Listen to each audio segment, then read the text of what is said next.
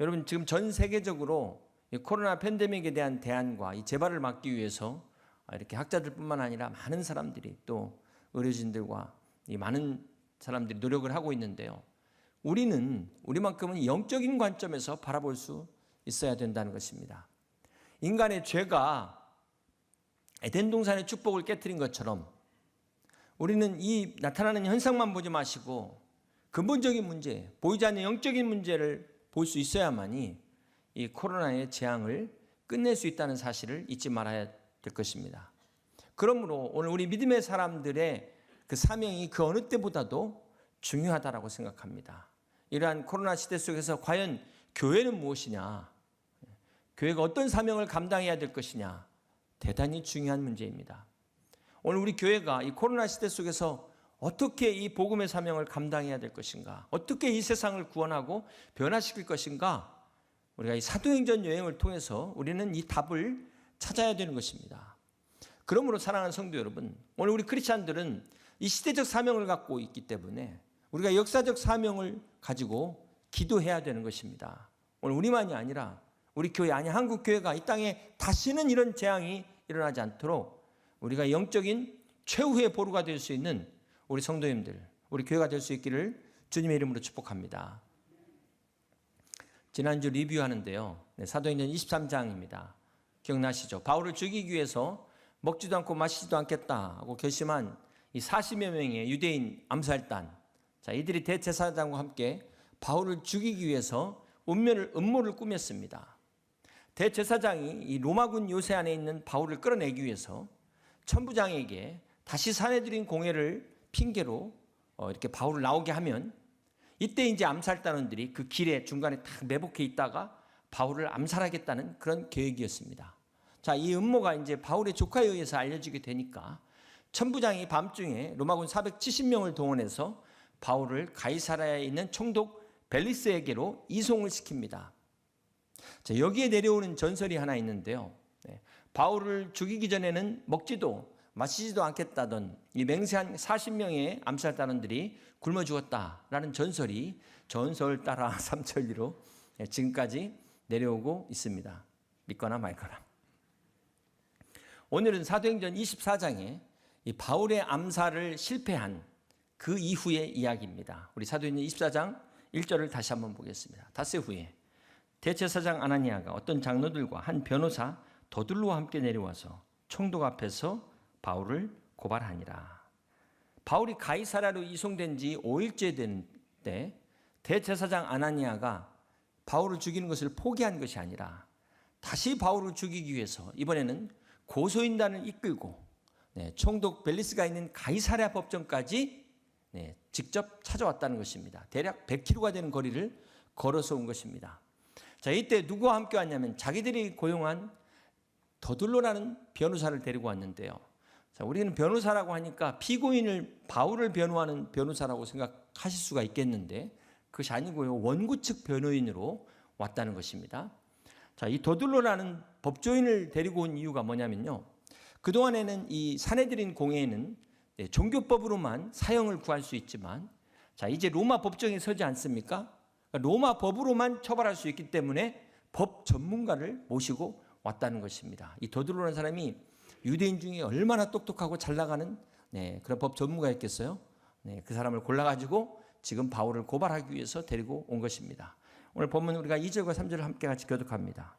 바울을 부르매 더둘로가 고발하여 이르되 벨릭스 각하여 우리가 당신을 힘입어 태평을 누리고 또 이 민족이 당신의 선견으로 말미암아 여러 가지로 개선된 것을 우리가 어느 모양으로나 어느 곳에서나 크게 감사하나이다. 지금 바울을 고발한 더둘로가 벨릭스 각하여 하면서 이제 이야기를 꺼내요. 총독 덕분에 우리가 이렇게 태평을 누립니다. 그러면서 여기 단어를 보니까 막 여러 가지로 어느 모양이나 어느 곳에서나 크게 감사합니다. 솔직히 말하면 마음에도 없는 지금 아부의 극치를 표현하고 있다는 것입니다.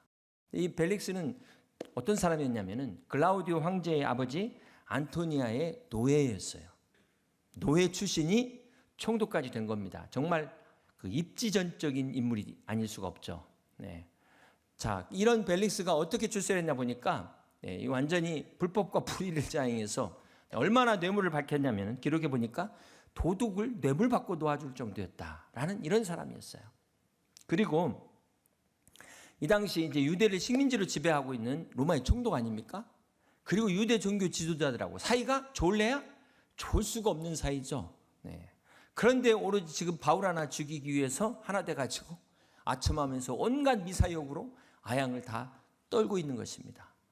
자, 오늘 본문에 이렇게 하면서 더들로가 바울을 고발했다 그랬어요. 바울이 이제 고발까지 당합니다.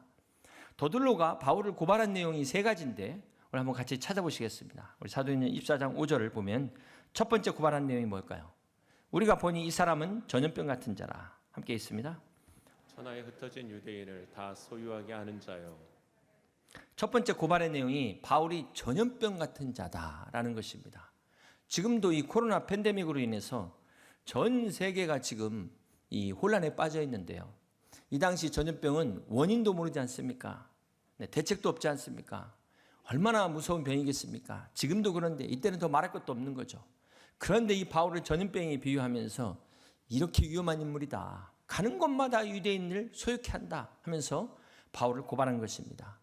자, 여기서 소유라는 단어의 헬라어가 스타시스인데 어떤 뜻이냐면 폭동을 일으킨다는 뜻이 있습니다. 반란을 일으킨다는 뜻이 있어요. 자, 이런 단어를 쓴 이유는 총독이 바울의 문제를 단순히 종교적인 문제로 치부하지 않도록 이런 종교적인 것 갖고 왜 나한테 왔어? 이렇게 못하도록 아주 민감한 정치적인 문제로 연결시키기 위해서 폭동이라는 단어를 쓴 겁니다. 바울이 반란을 일으킬 수 있는 사람으로 바울을 매도시킨 겁니다.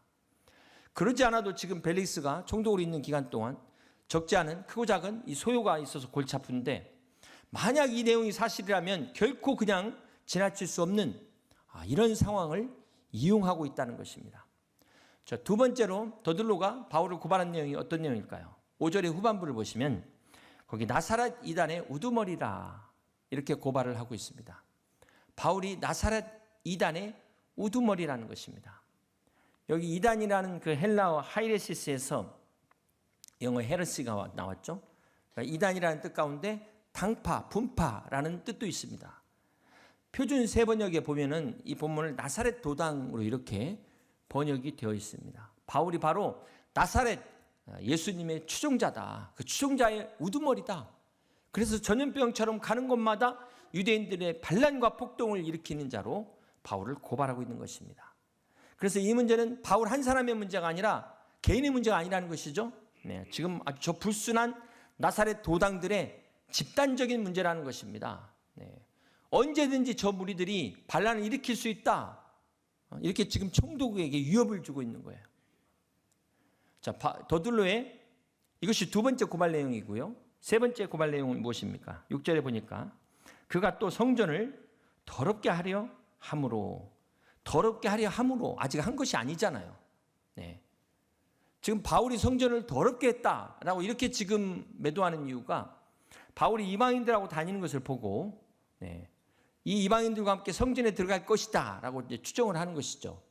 이방인들은 성전에 들어갈 수가 없는데 이방인들을 성전에 들어가게 해서 더럽힐 것이다 라고 하면서 바울에게 누명을 씌운 것입니다.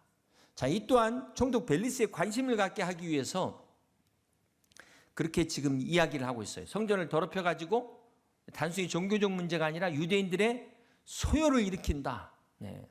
그래서 이 문제가 결코 종교적인 문제가 아니라 정치적인 문제가 된다라고 비화시키고 있다는 것입니다. 자, 그런데 보면 더들로가 고발한 이 세 가지 내용은 사실은 실제로 증명할 수 있는 내용이 하나도 없다는 것입니다. 자, 이것을 보면 옛날이나 지금이나 이런 음모의 특징이 뭘까요? 그랬다더라. 그랬대, 저랬대. 근데 막상 증거가 없다는 거죠.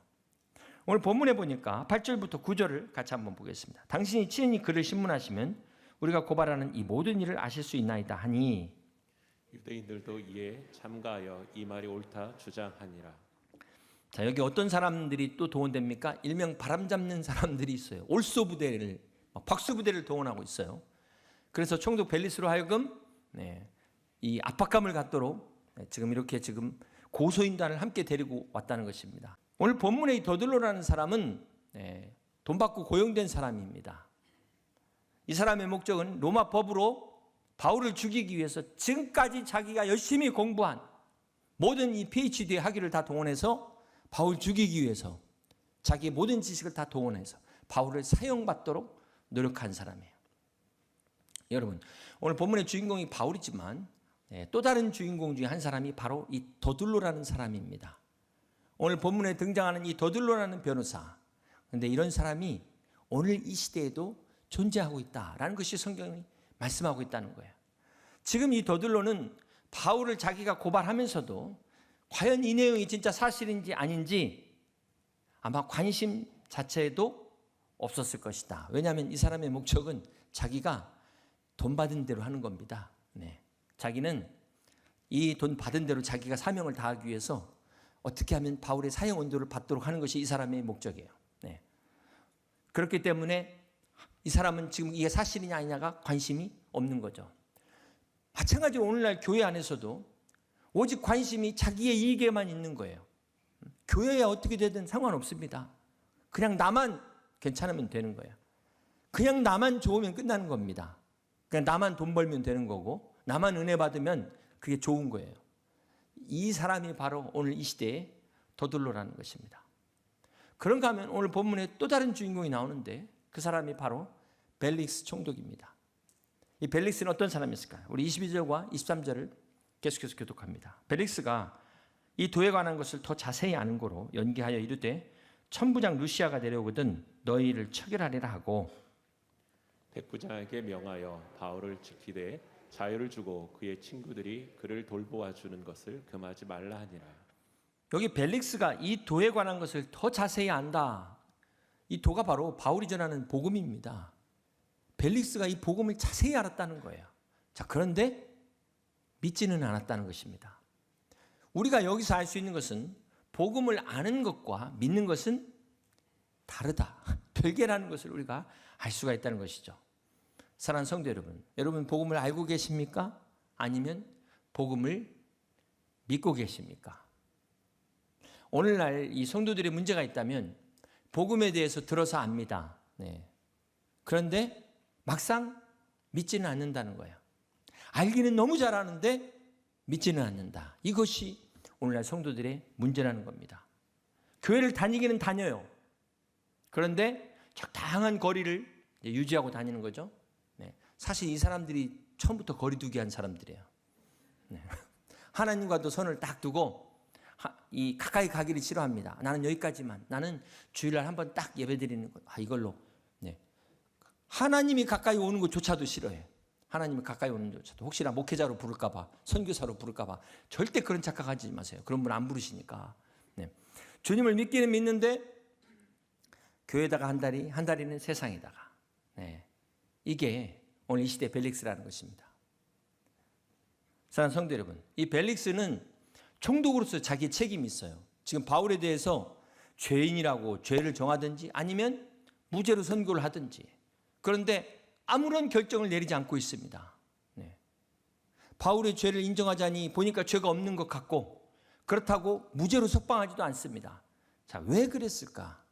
왜 이런 선택을 했을까요? 우리 사도행전 24장 27절에 보니까 이태가 지난 후 보르기오 베스도가 벨릭스의 소임을 이어받으니 벨릭스가 유대인의 마음을 얻고자 하여 바울을 구류하여 두니라. 벨릭스는 바울의 무죄를 알면서도 바울을 그대로 놔둔 것은, 풀어주지 않은 것은 바로 유대인들의 마음을 얻고자 해서 바울을 구류 상태로 놔뒀다는 것입니다. 이것은 한마디로 이도저도 아닌 정말 애매한 태도를 취했다는 거죠. 자기 책임을 회피하기 위해서 중립적인 태도를 취했다는 것입니다. 결국 어떻게 됐을까요? 이런 중립적인 태도를 취한 벨릭스의 미래는 어떻게 됐을까요? 그 이후에 이제 네로가 황제에 즉위하게 되고요.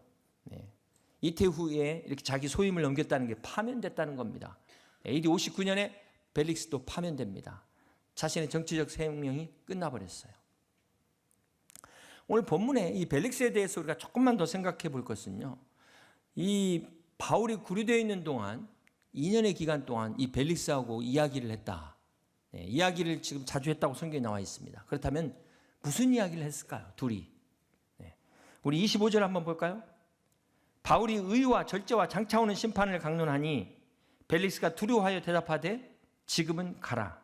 내가 틈이 있으면 너를 부르리라. 바울이 벨릭스에게 무엇을 이야기했습니까? 네, 복음에 대해서 이야기했어요. 바울이 전한 복음을 짧게 세 가지 단어로 지금 정리한다면 의와 절제와 장차올 심판, 세 가지를 이야기했다는 것입니다. 의, 죄에 대한 회개를 이야기했다는 것이고요. 절제, 세상의 욕심을 버리라는 것을 이야기했고요. 심판, 이 모든 일의 끝에는 하나님의 최후 심판이 있다는 것을 얘기했다는 것입니다. 자, 그런데 여러분, 이 말이, 이 복음이 벨릭스에게는 어떻게 들렸을까요?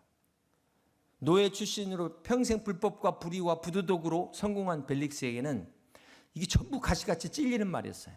네. 여러분, 지금 바울이 벨릭스하고 어떤 관계죠? 네. 벨릭스 말 한마디에 지금 풀어나냐, 계속 감옥에 있냐, 이 상황이라면 어떻게 얘기해야 될까요? 벨릭스의 기분을 맞춰줘야 되지 않겠습니까? 더들로가 벨릭스가 가요 하면서 아부는 못할 만정 듣기 싫은 소리는 피해야 되지 않겠어요? 그런데 벨릭스 전곡을 찌르는 말 갖다 다 했다는 거예요. 전곡을 찌르는. 의와 절제와 심판에 관한 듣기 싫어하는 말을 그냥 앞에서. 네. 그 결과 벨릭스는 그 말씀을 듣고 어떤 반응을 보였습니까? 두려워했다 그랬어요. 두려워. 자, 그런데 문제는 벨릭스가 두려워하면서도 어떻게 두려우면 어떻게 해야 됩니까? 회개해야 되지 않겠습니까? 어떤 반응을 보였어요? 지금은 가라. 내가 틈이 나면 다시 부르마. 네. 연기했다는 겁니다. 회피했다는 겁니다. 참 한 가지 이해가 안 되는 거는, 아니 두려우면 회개를 하면 될 것이고 그렇지 않으면은 바울을 피하면 될 텐데 그러면서도 왜 바울을 자주 불렀을까요? 네. 그 이유가 26절에 나와 있는데요. 동시에 또 바울에게서 뭘 바랬다고요? 돈을 받을까 바라는 거로 더 자주 불러 같이 이야기하더라. 네. 자기는 그 복음의 말씀을 들을 때마다 찔림을 받으면서도, 네, 회피하고 싶으면서도 뭐 때문에? 돈을 받을까 해서 자주 만났다는 거예요. 자, 그렇다면 바울이 어디를 보고 참 바울이 돈이 있게 생겼나? 네, 바울의 외모를 보면 전혀 있게 생기지 않은, 네, 지금 나온 그 바울이라고 추정하는 그 사진들을 보면 정말 돈이 있다고 보이질 않는데 뭘 보고 바울에게서 돈이 나올 것이다 생각을 했을까요? 본문에 힌트가 있습니다. 17절에 바울이 한 얘기에서 힌트가 나와요. 여러 해 만에 내가 내 민족을 구제할 것과 재물을 가지고 와서. 네. 바울이 지금 벨릭스 앞에서 자신의 무죄를 주장할 때 내가 여기 가이사랴에 온 목적을 이야기합니다. 선교지에서 선교헌금 다 가지고 와서 내 민족을 구제하기 위해서 왔다. 이 말에 벨릭스가 귀가 번쩍 뜨인 거예요. 갑자기 졸다가 다른 말은 하나도 안 들리다가 구제금? 얘가 돈이 있네? 이렇게 생각했다는 거죠. 여러분, 노예 출신 흙수저에서 금수저까지 올라갔어요. 그리고 마지막에 사도 바울과 독대하면서 복음을 들을 수 있는 이런 축복의 기회를 바로 차버렸어요. 결국 그 인생 어떻게 됐을까요? 그렇게 해서 선택한 그의 인생 영원히 행복했습니까? 2년 후에 소환당해서 불명예 퇴진합니다. 유대 출신 유명한 로마 역사가 요세푸스 기록에 보면 이 벨릭스는 드루실라 사이에서 아그리빠라는 아들을 낳습니다. 그리고 이제 파면당해서 로마로 갔지만 그동안 자기가 모아놓은 돈으로 뇌물을 바쳐갖고 적당히 무마시킨 다음에 남은 재산을 다 챙겨서 어디로 갔냐면 당시 최고의 휴양지 폼페이, 네, 폼페이로 가서 자기 노년을 멋있게 행복하게 보낸다고 그쪽으로 간 거예요. 평생 모은 돈 이것 가지고 내 노후를 즐기리라. 그리고 행복하게 살 줄 알았는데 폼페이의 AD 79년 어떤 일이 일어납니까? 베스비우스 화산 폭발. 네, 그 폭발과 함께 벨릭스와 그의 가족은 멸망당한 것입니다. 오늘 이 시대 벨릭스는 어떤 사람일까요? 교회 와서 복음을 듣기는 듣는데 관심이 다른 데 있어요. 어떻게 하면 내가 부자가 돼서 돈 좀 벌어서 사업 성공해서, 네, 호의호식 해볼까? 이게 목적이라는 것입니다. 교회에서 설교를 듣는데 영적인 말씀은 하나도 들어오질 않아요. 그저 그냥 세상에 어떻게 하면 복 받아가지고 좀 잘 살아보고 좀 내 명예 좀 내볼까? 이 사람이 오늘 이 시대의 벨릭스라는 것입니다. 네. 구원받을 수 있는 절호의 기회를 포기하고 사도 바울을 만나서 개인적으로 복음 들을 수 있는 기회가 얼마나 축복된 기회입니까? 그의 인생 비참하게 화산 폭발과 함께 그 가족이 다 멸망당해 버렸어요. 오늘 경건 말씀 잠언 24장인데요. 그 4절 말씀 보면 부자 되기 애쓰지 말고 내 사사로운 지혜를 버릴지어다. 내가 어찌 허무한 것에 주목하겠느냐. 정령이 재물은 스스로 날개를 내어 하늘을 나는 독수리처럼 날아가리라. 자, 여기 사사로운 지혜라는 것은 무엇을 말할까요? 그 앞에서 바로 부자를 이야기하고 있잖아요. 돈이면 최고다. 돈이 다라는 생각이 사사로운 지혜라는 것입니다. 자, 그렇다고 해서 재물 얻는 노력하지 말라는 게 아니죠. 재물을 얻기 위해서 우리는 성실하게 열심히 땀 흘려야 되는 것입니다. 그게 잘못됐다는 것이 아니에요. 뭐가 잘못됐어요? 재물에 대한 욕심, 집착이 잘못됐다는 것입니다. 근데 처음에는 욕심이 이제 없어도 이게 욕심이라는 게 슬쩍 이렇게 낙타가 텐트 안으로 들어와서 주인 몰아내듯이 들어와가지고 중독까지 돼버리는, 그래서 이게 위험한 겁니다. 그래서 조심해야 되는 것입니다. 처음에 없는 사람들은 욕심을 안 내잖아요. 그런데 이제 있는 사람이 조금만 더 그러다가 완전히 중독에 빠진다는 것입니다. 이 정신과 의사도 처음에는 이 이익이 붙는 것에 대해 막 재미가 붙었대요. 재미가 붙다가 선을 넘어가지고 빚까지 내 올인하다가 완전히 나라까지 떨어지게 됐다는 것입니다. 그래서 여러분 잘 나갈 때 조심하셔야 되는 겁니다. 차가 막 엔진이 얼마나 막 강하고 막 얼마나 빨리 달리냐보다 더 중요한 게 브레이크예요. 브레이크. 잘 나가는 만큼 브레이크 성능이 더 좋아야 되는 거예요. 그걸 잊지 말아야 되는 것입니다. 내가 어찌 허무한 것에 주목하겠느냐. 대부분의 많은 사람들이 이 물질의 최고의 가치를 두는데 그게 바로 허무하다는 거예요. 허무하. 재물이 아무리 유용해도 절대 가치가 아니라는 면에서 성경은 본질상 허무한 것이다. 그렇게 지금 정의를 내리고 있어요. 성경은. 그러면서 이것을 마치 돈에 날개를 달아서 날아가는 것처럼, 사라지는 것처럼 오늘 말씀은 우리에게 가르쳐주고 있습니다. 사랑하는 성도 여러분, 그런 허무한 것에 우리 인생 걸지 마시고 자족하는 마음으로 여러분 진정한 부자 되셔서 영육간에 강건한 부자 되시기를 주님의 이름으로 간절히 축원합니다. 사랑하는 성도 여러분, 오늘 우리 가운데 어느 누구도 내 인생 내가 어떻게 될지 장담할 수 있는 사람은 한 명도 없습니다. 지난주 뉴스에서 보셨겠지만 광주에서 정말 안타까운 사고가 일어났어요. 버스에 타고 있던 사람이 그냥 하루아침에 9명이나 사망하는 불상사가 일어났습니다. 사실 그 앞차하고 뒷차의 차이가 1, 2초 아니겠어요? 그 앞에 지나간 차와 뒤에서 바로 쓴 차의 차이가 1, 2초예요. 그것도 또 버스 안에서도 앞에 탄 사람과 뒤에 탄 사람에 따라서 운명이 갈려버렸어요. 이렇게 한치 앞을 알 수 없는 것이 우리의 인생인 것입니다. 우리가 살아있어도 산 게 아니라는 거죠. 하나님의 은혜로 사는 줄 믿으시길 바랍니다. 그렇기 때문에 오늘 우리는 바울이 전한 이 복음, 의의 복음, 절제의 복음, 장차 오는 심판에 대한 복음에 대한 말씀을 들어야 되는 거예요. 우리가 죄에 대한 회개가 없는 한, 이 세상 욕심 버리지 않는 한 우리도 장차 다가올 심판을 피할 수 없다는 것을 알아야 되는 것입니다. 아니 믿어야 되는 것입니다. 아니 믿고 따라야 되는 것입니다.